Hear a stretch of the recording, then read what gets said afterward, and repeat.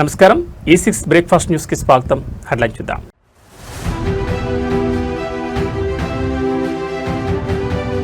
జగన్ కుటుంబం రాయలసీమ సంపదను రాక్షసుల్లా దోచుకుంది. మంత్రి మండిపల్లి రాంప్రసాద్ రెడ్డి ధ్వజం.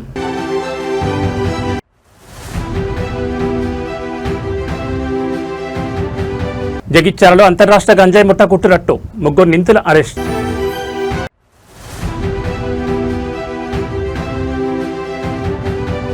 రాష్ట్రపతి చేతుల మీదుగా పద్మశ్రీ పురస్కారం అందుకున్న భారత మహిళా క్రికెట్ కెప్టెన్ హర్మన్ ప్రీత్ కౌర్.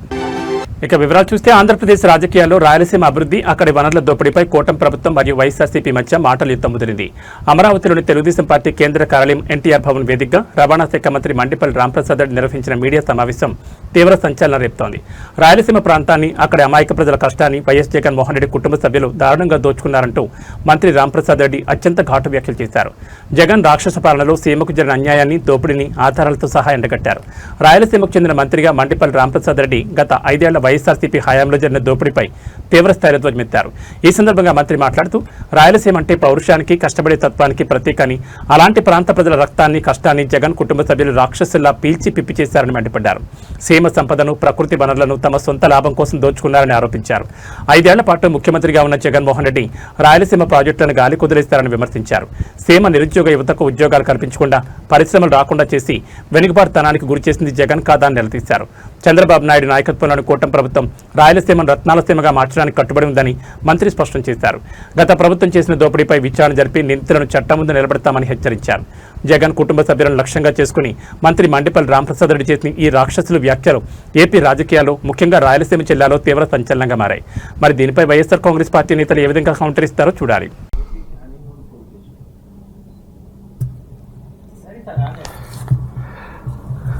అందరికీ నమస్కారం.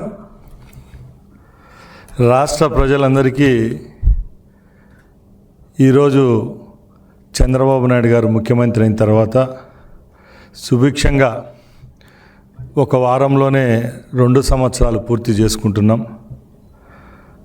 మా ప్రభుత్వం తరపున రాష్ట్ర ప్రజలకు ధన్యవాదాలు. ఎందుకంటే భారతదేశ చరిత్రలో ఏ రాజకీయ పార్టీకి దక్కని గౌరవం ఆంధ్ర రాష్ట్రంలో తెలుగు ప్రజలు మాకు కట్టబెట్టడం జరిగింది. అదే బాధ్యతగా ఈరోజు మేము కూడా సుపరిపాలన అనేది ఎలాగుంటుందో అది అందిస్తున్నామనే దానికి చెప్పేదానికి కూడా ఈ వేదిక నుంచి నాకు చాలా సంతోషంగా ఉంది. పెద్దలు, అనుభవజ్ఞులు చంద్రబాబు నాయుడు గారి నాయకత్వంలో ఈరోజు ఇక్కడ కూర్చొని మాట్లాడుతున్నామంటే ఈ 24 నెలల్లో రాష్ట్రంలో ఎప్పుడూ లేని విధంగా సుభిక్షంగా, సంతోషంగా ప్రజలు ఉన్నారు. సుమారుగా 20 లక్షల రూపాయల పెట్టుబడులకు శ్రీకారం చుట్టడం జరిగింది.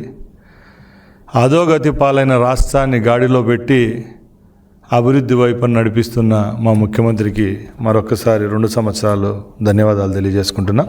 ముఖ్యంగా ఈరోజు ఈ పాత్రికేయ సమావేశం ఎందుకంటే మన రాష్ట్రంలో ఏ రాష్ట్రానికి లేని అపోజిషన్ లీడర్ ఒక ఆయన ఉన్నారు. హనీమూన్ నాయకుడు అంటారు ఆయన్ను.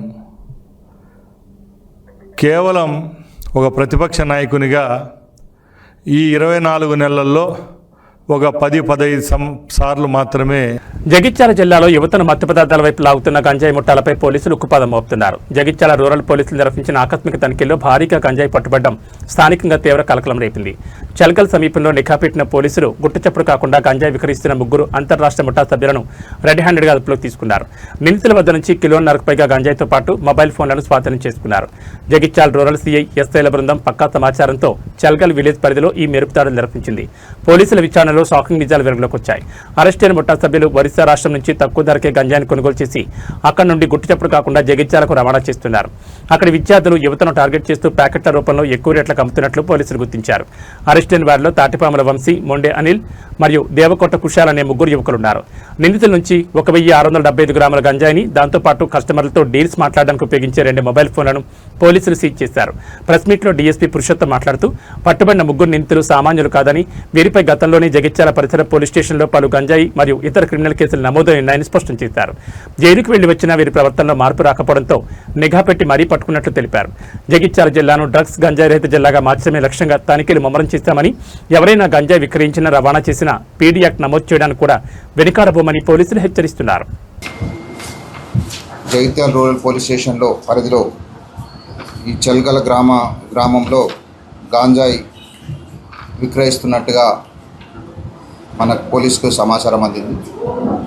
వెంటనే పోలీసు వారు రెవెన్యూ అఫీషియల్స్ను తీసుకొని అక్కడ చెల్గల్ గ్రామంలో మాటువేయగా అడొక ఇద్దరు వ్యక్తులు కనిపించారు. వీళ్ళు గాంజాయి ఒకరి నుంచి ఒకరు ఎక్స్చేంజ్ కాగా rural police station SI Sri Umasagar మరియు సిబ్బంది ఒకటి గంజాయిని పట్టుకోవడం జరిగింది. రెవెన్యూ వారి ఆధ్వర్యంలో దాన్ని చెక్ చేయగా అట్టి గంజాయి 1675 గ్రాములుగా తెలిసింది. సో దాన్ని అట్టి వ్యక్తిని రెవెన్యూ అధికారుల సమక్షంలో విచారించగా ఆ యొక్క ముగ్గురు వ్యక్తులు, మొదటివాడు దండ్ల తాటిపాముల వంశీ, ఇతను చెల్గల్ గ్రామంలో ఉంటాడు. ఈయన ఇదివరకు కూడా మనకు ఈ యొక్క గాంజాయి కేసులో అరెస్ట్ కావడం జరిగింది. ఇతను ఇదివరకు ఒరిస్సాలోని మల్కన్గిరి పోలీస్ స్టేషన్ పరిధిలో గాంజా అమ్ముతుండగా అక్కడ పట్టుకొని జైలుకు పంపడం జరిగింది. అటు జైల్లో పరిచయమైనటువంటి నిందితులతో కలిసి మళ్ళీ ఈ గాంజా వ్యాపారం మళ్ళీ చేయడం మొదలుపెట్టాడు. అట్టి కేసులో మళ్ళీ భారత క్రీడా రంగంలో మరో చారిత్రాత్మక ఘట్టం ఆవిష్కృతమైంది. భారత మహిళా క్రికెట్ జట్టుకు తన అద్భుతమైన కెప్టెన్సీతో బ్యాటింగ్తో ఎన్నో చిరస్మరణీయ విజయాలను అందించిన స్టార్ క్రికెటర్ హర్మన్ ప్రీత్ కౌర్ ప్రతిష్టాత్మక పద్మశ్రీ పురస్కారాన్ని అందుకున్నారు. ఢిల్లీలోని రాష్ట్రపతి భవన్లో అత్యంత వైభవంగా జరిగిన ఈ వేడుకలో భారత గౌరవ రాష్ట్రపతి ద్రౌపది ముర్ము హర్మన్ ప్రీత్ కు ఈ అవార్డును ప్రదానం చేశారు. ఈ పద్మ పురస్కారాల ప్రదానోత్సవంలో తెలుగు రాష్ట్రాలకు చెందిన పలువురు ప్రముఖులు కూడా పద్మశ్రీ అవార్డును అందుకోవడం తెలుగు వారందరికీ గర్వకారణంగా నిలిచింది. రాష్ట్రపతి భవన్లో జరిగిన ఈ ప్రత్యేక సివిలియన్ ఇన్వెస్టిచర్ వేడుకలో మొత్తం 66 మంది ప్రముఖులకు రాష్ట్రపతి ద్రౌపది ముర్ము పద్మ పురస్కారాలను అందజేశారు. మహిళా క్రికెట్లో భారతదేశ కీర్తి పతాకాన్ని ప్రపంచవ్యాప్తంగా ఎగురవేసినందుకు గాను హర్మన్ ప్రీత్ కౌర్ను కేంద్ర ప్రభుత్వం ఈ అత్యున్నత అవార్డుతో సత్కరించింది. రాష్ట్రపతి చేతుల మీదుగా ఆమె అవార్డు అందుకున్న సమయంలో సదస్సంతా చప్పట్లతో మారుమోగిపోయింది. ఈ ఏడాది పద్మశ్రీ పురస్కారాల స్వీకరణలో తెలుగు రాష్ట్రాల నుంచి వివిధ రంగాల్లో నిష్ణాతులైన ప్రముఖులు అవార్డులు అందుకుని మన ప్రతిష్టను చాటారు. విద్యా పరిశోధన రంగంలో మామిడాల జగదీష్ కుమార్, కళల విభాగంలో ప్రముఖ కూచిపూడి నృత్యకారిణి దీపికారెడ్డి, అన్నమాచార్య సంకీర్తనల ప్రచారకర్త గరిమెళ్ల బాలకృష్ణ ప్రసాద్, వైద్య రంగంలో విశేష సేవలు అందించిన డాక్టర్ గూడూరు వెంకట్రావు, సాహిత్య విద్యా విభాగంలో వెంపటి కుటుంబ శాస్త్రి మరియు సామాజిక ప్రజాసేవ విభాగంలో పాలకొండ విజయ్ ఆనందరెడ్డి రాష్ట్రపతి చేతుల మీదుగా పద్మశ్రీ అవార్డులను అత్యంత గౌరవంగా స్వీకరించారు. వివిధ రంగాల్లో దేశానికి అసమాన సేవలు అందించిన ఈ మహానుభావులను పద్మ అవార్డులతో సత్కరించడం పట్ల దేశవ్యాప్తంగా హర్షాతిరేకాలు వ్యక్తమవుతున్నాయి. పద్మశ్రీ అవార్డు సాధించిన క్రికెట్ కెప్టెన్ హర్మన్ ప్రీత్ కు అలాగే తెలుగు ప్రముఖులందరికీ హృదయపూర్వక అభినందనలు తెలియజేస్తున్నారు. सुश्री हरमनप्रीत कौर भुल्लर, खेल क्रिकेट।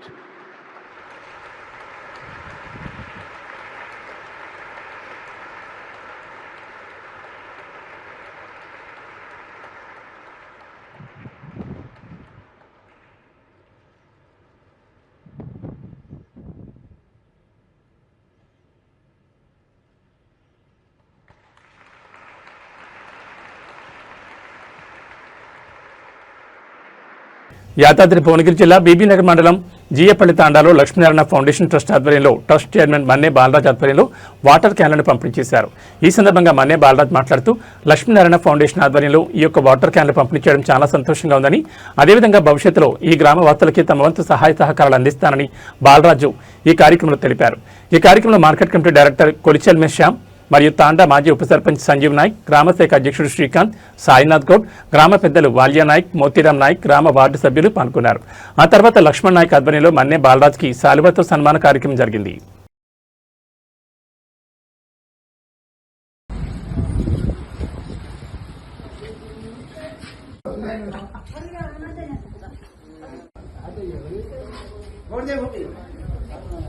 కూకట్పల్లి నియోజకవర్గంలో నిర్వహించిన బీఆర్ఎస్ పార్టీ కార్యకర్తల సమావేశంలో బీఆర్ఎస్ పార్టీ వర్కింగ్ ప్రెసిడెంట్ మాజీ మంత్రి కేటీఆర్ పాల్గొని పార్టీ శ్రేణులకు దిశానిర్దేశం చేశారు. రాబోయే రోజుల్లో పార్టీని మరింత బలోపేతం చేయాలని కార్యకర్తలకు పిలుపునిచ్చారు. ఈ కార్యక్రమంలో కూకట్పల్లి ఎమ్మెల్యే కృష్ణారావు, మేడ్చల్ మల్కాజ్గిరి జిల్లా అధ్యక్షులు ఎమ్మెల్సీ సెంబీపూర్ రాజు, మల్కాజ్గిరి పార్లమెంట్ ఇన్ఛార్జ్ రాగిడి లక్ష్మారెడ్డి, అలాగే తెలంగాణ రాష్ట్ర embassy corporation development chairman Nandikanti Sridhar తదితర ముఖ్య నాయకులు, కార్యకర్తలు పాల్గొన్నారు. విజయనగరం జిల్లా రాజాం నియోజకవర్గం రాజాం మండలం శ్యాంపురం టీడీపీ క్యాంపు కార్యాలయంలో మాజీ మంత్రి తెలుగుదేశం పార్టీ రాజాం నియోజకవర్గ ఎమ్మెల్యే కొండ్రు మురళీమోహన్ ఆదివారం నిర్వహించిన సమావేశంలో నియోజకవర్గ టీడీపీ శ్రేణులు పెద్ద సంఖ్యలో హాజరయ్యారు. ఈ సందర్భంగా ఎమ్మెల్యే మాట్లాడుతూ ఈ నెల 27-28 తేదీల్లో క్లస్టర్ స్థాయిలో జరగనున్న డిజిటల్ మహానాడు ఏర్పాట్లపై నేతలకు దిశానిర్దేశం చేశారు. నియోజకవర్గ 10 క్లస్టర్ కేంద్రాల్లో స్థలాలను ఎంపిక చేసుకుని ఎల్ఈడీ టీవీలు, స్పీకర్లు, సాంకేతిక సదుపాయాలు ఏర్పాటు చేయాలని సూచించారు. ప్రతి కార్యకర్త దీన్ని బాధ్యతగా తీసుకోవాలని అన్నారు. ఈ మహానాడులో మహిళలకు అధిక ప్రాధాన్యం కల్పించాలన్నారు. తెలుగుదేశం పార్టీ కార్యకర్తలు, నాయకులు, ప్రజాప్రతినిధులు అతిపెద్ద పండుగ మాదిరిగా నిర్వహించారన్నారు. క్లస్టర్ పరిధిలో నిర్వహించే మహానాడు విజయవంతానికి ప్రతి ఒక్కరూ అంకితభావంతో పనిచేయాలన్నారు. అనుబంధ విభాగాలను కూడా ఆహ్వానించాలి. కుటుంబ సాధికార సారథి, అనుబంధ విభాగాలు, కమిటీ సభ్యులకు, బూత్, గ్రామ కమిటీ సభ్యులకు ఆహ్వానాలు పంపాలన్నారు. ప్రతి ఒక్కరం కూడా మనం యూనిట్ నుంచి బూత్ లెవెల్ వరకు ప్రతి ఒక్కరిని కలిసి మనం రేపులోగా మనం ఏం చేయాలి ఏంటనేది మాట్లాడుకుంటే మనందరం కూడా మంచి సక్సెస్ అయ్యి మన రాజా నియోజకవర్గం, అలాగే మన సార్ ఇప్పుడు అన్నారు మన నియోజకవర్గమే అన్నింటిలో ఫస్ట్ రావాలన్నట్టు మనందరం కూడా కలిసికట్టుగా పనిచేసి దీన్ని మనం సార్కు మంచి పేరు తెస్తామని మీ అందరినీ కోరుకుంటూ చదువుతున్నాం. పొదుపు చేయమనేటువంటి కార్యక్రమంలో ఆల్రెడీ మన ఎమ్మెల్యే గారు మొన్ననే ప్రారంభం చేసి మనందరికీ సూచనలు ఇవ్వడం జరిగింది. మరి అందులో భాగంగానే ఈరోజు మహానాడు అన్ని నియోజకవర్గాల్లో క్లస్టర్లో పెట్టమని చెప్పేసి అని ఆదేశాలు మన జాతీయ నాయకుడు ఇవ్వడం జరిగింది. అందులో రాష్ట్రంలో మహానాడు నెల్లూరులో జరిగితే ఎలా జరిగినో ఈరోజు రాజాం నియోజకవర్గంలో 10 క్లస్టర్లో కూడా అలాగే జరిగి మరి ప్రతి పంచాయతీ నుంచి కూడా మరి 30 మంది, అందులో ఒక 20 మంది పురుషులు, 10 మంది మహిళలు తక్కువ లేకుండా మనం మీటింగ్ వచ్చే ఏర్పాటు మనం చేసుకోవాలి. అలాగే మనకి ఏదైతే 2 రోజుల కార్యక్రమం ఉందో ఖచ్చితంగా మొదటి రోజు 8 గంటలకు మనం ఆ ప్రాంగణానికి వచ్చి మనం ఎలాగైతే మహానాడులో మనం అందరం చూసాం, ముందుగా మన పార్టీ జెండా ఎగరవేసి ఆ తర్వాత ఏమో మన ఎన్టీఆర్ విగ్రహానికి పూలమాల అందరి చేత కూడా, ఎందుకంటే ఆ క్లస్టర్లో ఉన్న 16 పంచాయతీలు ఏవైతే ఉన్నాయో ఆ పంచాయతీ నాయకులు అందరి చేత కూడా మనం వాళ్ళకి పూలమాలతో ఎన్టీఆర్ గారిని సత్కరించే ఏర్పాటు చేసుకుని మనం 9 గంటలకి, అంటే 9 నుంచి 5కి మన ప్రోగ్రామ్ అనేది జరిపించుకునేటట్టు, అలాగే మధ్యలో మనం ఏదైతే లంచ్ ఏర్పాటు చేసుకుంటున్నామో లంచ్, అలాగే మనం 11 మజ్జిగ ఏర్పాటు చేసుకొని 3:30 టీ బ్రేక్ టీ చేసుకుంటే సరిపోతుంది. అలాగా మొదటి 2 రోజులు చేసి రెండో రోజు 5 గంటల కార్యక్రమం అయిపోయిన తర్వాత మనం ఏదైతే మన కష్టపరిలో ఉన్నటువంటి సీనియర్ కార్యకర్తల్ని ఒక ప్రతి పంచాయతీ నుంచి కూడా ఒక 2 నుంచి 3 తీసుకొని ఒక 50 మంది కార్యకర్తల్ని సన్మానం చేసే కార్యక్రమం మనం ఏర్పాటు చేసుకుంటే సరిపోద్ది. కానీ ఏదైతే ఈ మండల స్థాయి పెద్దలు ఉన్నారో వాళ్ళందరూ కూడా ముందుగానే ఇప్పుడే మన వాళ్ళు వచ్చిన వాళ్ళతో కూర్చోబెట్టి అవుతుందండి. ఇప్పుడు మనం ఎన్నో మాటలు చెప్తాము, ఈ మాటలన్నీ సర్కార్ రూపంలో రావు. అందుకోసం ఏంటంటే రేపు ఏదైతే 9 గంటలకు కూర్చోబోతున్నామో ఆ మీటింగ్ లో మనం ఏం చేయబోతున్నాము, ఈ 2 రోజుల కార్యక్రమంలో మనం ఏం చేయబోతున్నామో డిసైడ్ చేస్తేనే సక్సెస్ అవుతుంది. ఏ మీటింగ్ అయినా ఏదైనా కూడా పద్ధతిగా జరపాలంటే ముందు ప్లానింగ్ ఉండాలి. ఆ ప్లానింగ్ ప్రకారం వెళ్తే మనం 4 మండలాల్లో కూడా అత్యద్భుతంగా ఏ నియోజకవర్గంలో చేయనంత బాగా మనం చేయగలుగుతామని కూడా మీ అందరికీ సందర్భంగా తెలియజేసుకుంటున్నాను. అలాగే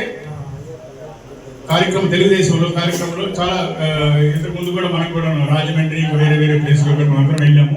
అక్కడ ఏమి ముఖ్య మంచి థీమ్స్ అన్ని చాలా జరుగుతాయి. కానీ అందరూ బెస్ట్, చాలా మంది ఎక్స్పీరియన్స్ ఉంది కాబట్టి షేర్ చేసుకుంటే అవి కూడా మనం ఇక్కడ ఫాలో అయ్యి అలాంటి కార్యక్రమాలు జరిగితే మనకి, మన పార్టీకి, మన నాయకుడికి కూడా చాలా మంచి పేరు వస్తుందని కూడా ఈ సందర్భంగా మీకు తెలియజేస్తున్నాను.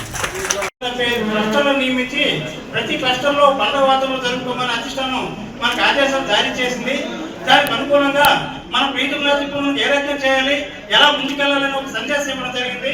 దాన్ని మనం దృష్టిలో పెట్టుకుని మన సార్ ఏ పని ఒకటి చెప్పినా మనం గతంలో ఎలక్షన్ కాకముందు కానీ ఎలక్షన్ అయిపోయిన తర్వాత కానీ అతను ఏ పని ఒకటి చెప్పినా దిగ్విజయంగా అతను పేరు వచ్చే రీతిలో మనం చేయడం జరుగుతుంది. ఈ విషయంలో కూడా అదే విషయం అధిష్టానం దృష్టిలో కూడా ఉంది. మురళి గారు ఏం చేస్తే సక్సెస్ చేస్తారో దాన్ని దిగ్విజయంగా నడిపిస్తారు అన్నది. ఎందుకంటే నేను మన మంగళగిరి మీటింగ్కి వెళ్ళడం జరిగింది. అక్కడ రామనారాయణ రెడ్డి దిగ్గయ్య కేసు గారు వచ్చారు. మేము ఒక రాజామని చెప్పుకోవడం మేము గర్వంగా చెప్పుకోగలిగాం. ఎందుకంటే మన ఎమ్మెల్యే కళాకారుల నాయకులు కనుక చెప్పుకోవడం జరిగింది. చెప్తే అన్నారు, అయ్యా మీ ఎమ్మెల్యే గారికి పట్టుదల మనిషి ఏం పట్టుకునే వదలండి అంటే అధిష్టానం దృష్టిలో కూడా అతను ఒక ప్రత్యేకత.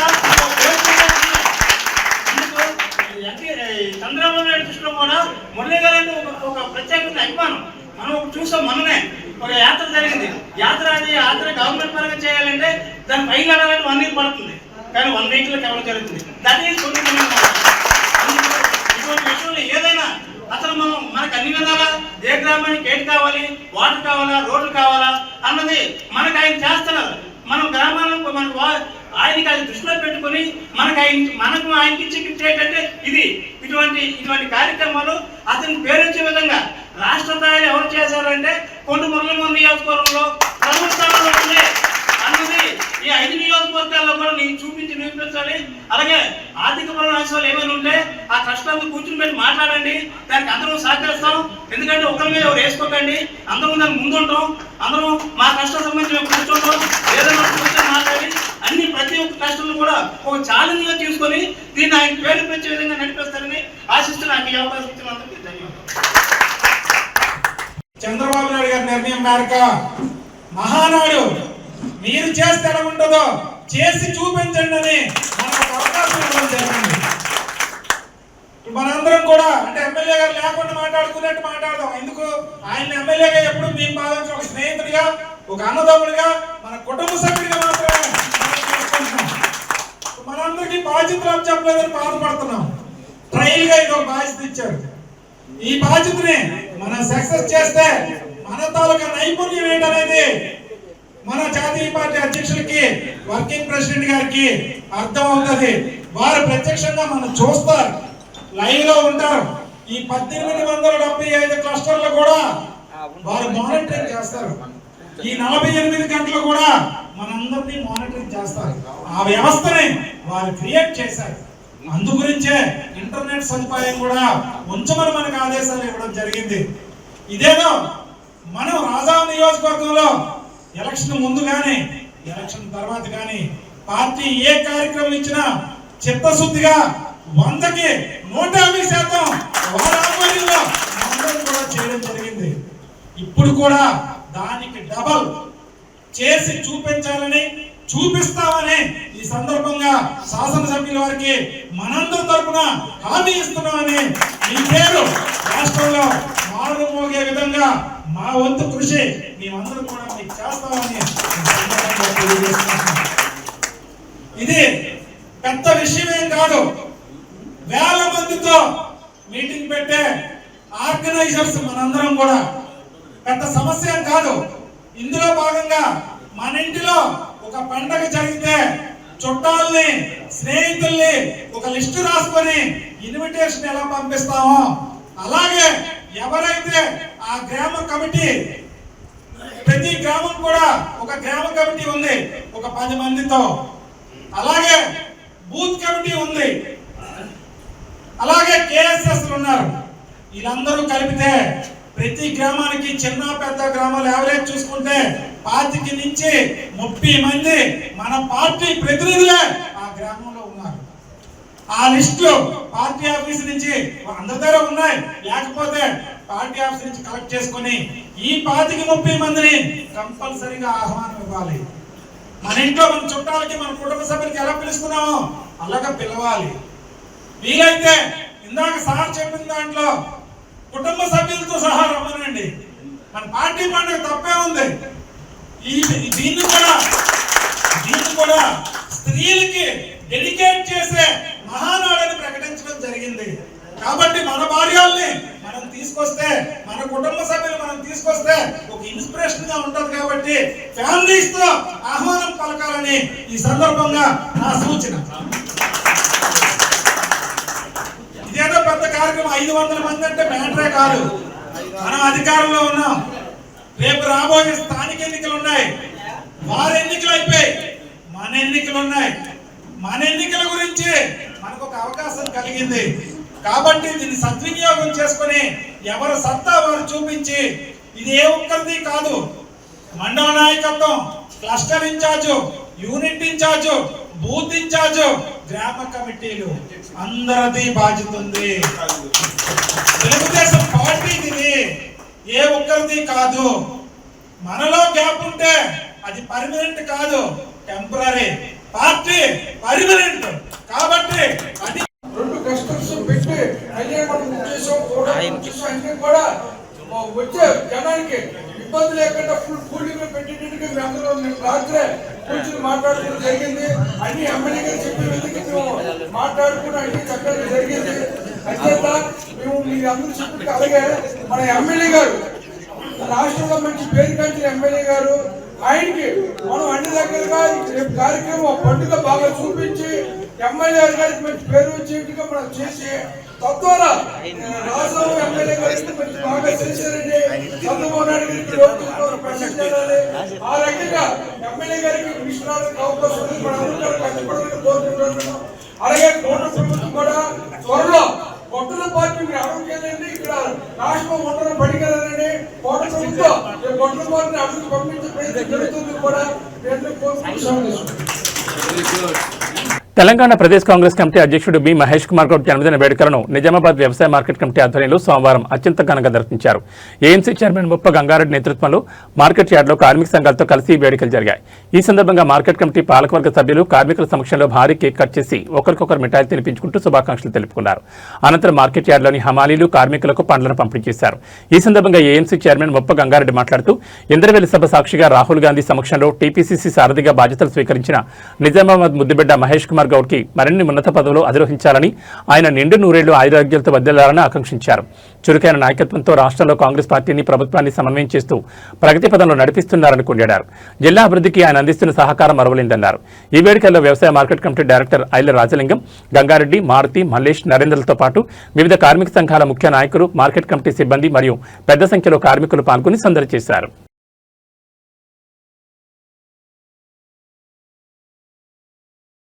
తెలంగాణ ఆత్మగౌరవానికి ప్రత్యేకమైన అక్కా చెల్లెమ్మలకు మహిళా వారోత్సవ శుభాకాంక్షలు తెలిపారు మంత్రి సీతక్క.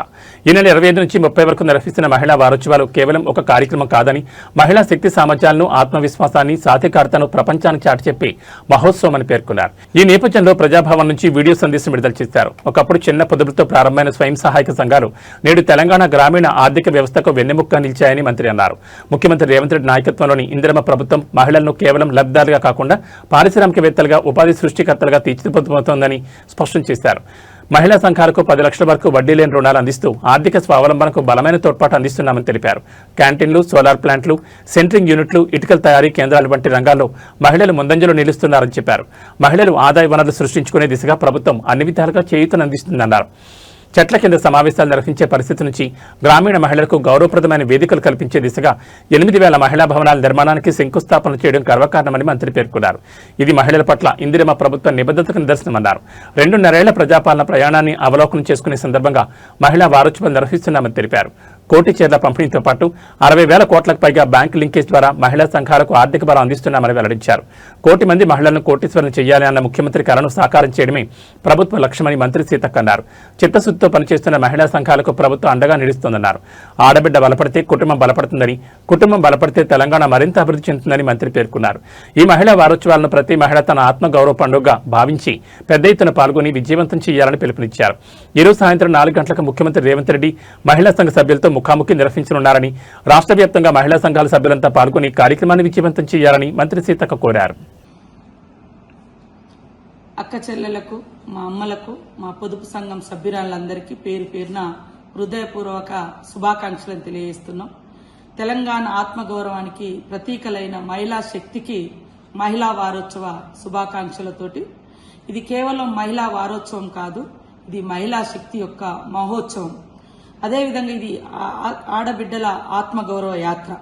ఒకప్పుడు చిన్న పొదుపు సంఘాలుగా మొదలైనటువంటి మహిళా సంఘాల యొక్క ప్రయాణం ఈరోజు రాష్ట్రంలో ఉన్నటువంటి 60 లక్షల మంది మహిళలు సంఘ సభ్యులుగా ఏర్పడి దాదాపు ఈ 2 సంవత్సరాల కాలంలోనే 60,000 కోట్ల వరకు బ్యాంకు లింకేజీల ద్వారా 5 లక్షల చిన్న పెద్ద చిరు వ్యాపారాలు, ఒక మాదిరి వ్యాపారాలతోటి తెలంగాణ యొక్క ఆర్థిక వ్యవస్థను బలోపేతం చేయడంలో మహిళల పాత్ర ముఖ్యంగా మా పొదుపు సంఘాల మహిళల పాత్ర గొప్పది.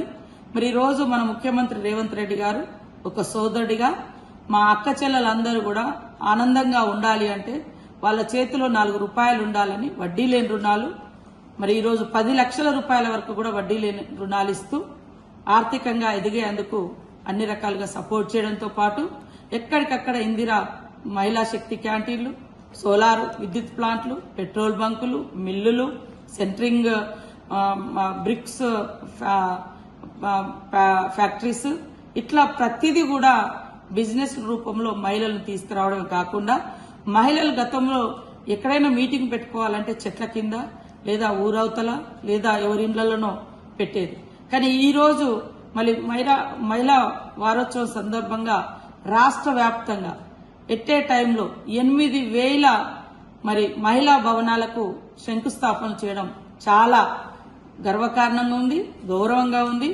మన రేవంత్ రెడ్డి గారి ప్రభుత్వం, ఇందిరమ్మ ప్రభుత్వం మహిళలకు ఇస్తున్నటువంటి గౌరవానికి రేపు చోదక శక్తులుగా ఈ ఇందిరా మహిళా శక్తి భవనాలు నిలవబోతున్నాయి. కాబట్టి ప్రతి ఒక్కరు కూడా ఈనాటి మహిళా వారోత్సవ కార్యక్రమంలో పాల్గొని సాయంత్రం 4 గంటలకు ముఖ్యమంత్రి గారితో ముఖాముఖి ఆయా జిల్లా కేంద్రాల నుంచి మా మహిళా సోదరిమణులు, మా సంఘ సభ్యులందరూ పాల్గొని మీ యొక్క ఆర్థిక ఎదుగుదలను, మీ యొక్క గుర్తింపును మరి ముఖ్యమంత్రి గారితో ముఖాముఖిలో పంచుకోవాల్సిందిగా కోరుకుంటూ మీ అందరికీ శుభాకాంక్షలు. ఈ రోజు నుంచి 30 తారీఖు వరకు మరి మహిళా వారోత్సవాలు జరుగుతున్న సందర్భంగా ఈ 2.5 సంవత్సరాల కాలంలో మహిళలు చేపట్టినటువంటి బిజినెస్లు గాని, బ్యాంక్ లింకేజ్ ద్వారా వచ్చినటువంటి ఆదాయం గురించి గాని, ఆత్మగౌరవం, మరి 1 కోటి మంది మహిళలకు 1 కోటి చీరల పంపిణీ, దాదాపు 60,000 కోట్లకు పైగా బ్యాంక్ లింకేజ్లు, అదేవిధంగా ఈరోజు పెట్రోల్ బంకులు, సోలార్ విద్యుత్తులు, మరి ఇందిరా మహిళా శక్తి క్యాంటీన్లు, చిరు వ్యాపారాలు, ఇవన్నింటిని కూడా బ్యాంక్ లింకేజ్ ద్వారా వడ్డీ లేని రుణాల ద్వారా మీకు అందించడం జరుగుతుంది. మరి ఈ పండుగలో పాల్గొని మన ఆత్మగౌరవాన్ని చాటుదాం. మరి ముఖ్యమంత్రి గారు కన్నా కలలు 1 కోటి మంది మహిళలను కోటీశ్వరులను చేసేటువంటి యజ్ఞంలో మనమందరం భాగస్వాములం కావాలి అంటే చిత్తశుద్ధితో మరి కష్టపడి పనిచేసి కోటీశ్వరులుగా మనం ఎదగడం కోసం, మీరందరూ ఎదగడం కోసం ఈ ప్రభుత్వం చేయూతనిస్తుంది. మరి బడ్జెట్ టైంలో కూడా బట్టెన్న గారు మహిళలకు వారి పారితోషికాలు ఇవ్వడం చాలా సంతోషం. మీ అందరికీ శుభాకాంక్షలు. ఇవి బులెటిన్ విశేషాలు. నమస్కారం.